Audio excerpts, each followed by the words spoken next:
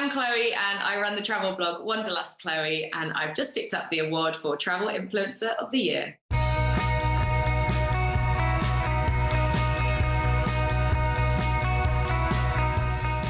It means a lot to be Travel Influencer of the Year. It means that I've been recognised, I guess, for my work as a travel blogger and for sharing content and inspiring people to follow in my footsteps.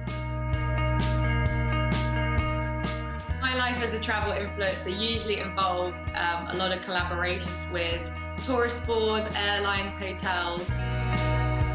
Often I'll go on press trips where I'll be hosted to go and see a destination, perhaps experience, certain tours, learn about the history, whatever it is that they're kind of focusing on. And then while I'm there, I'll be taking loads of photos, capturing content for all my social media channels.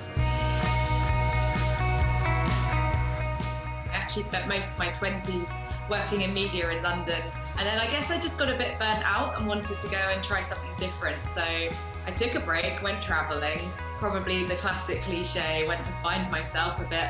And I discovered blogging, which is the best thing I could ever find, I guess, because I set up my travel blog just before going to Central America. And then I started using that as a platform to share just, the odd photo or a few stories from my trip. That was 7 years ago now, I think. So I've been doing this quite a while.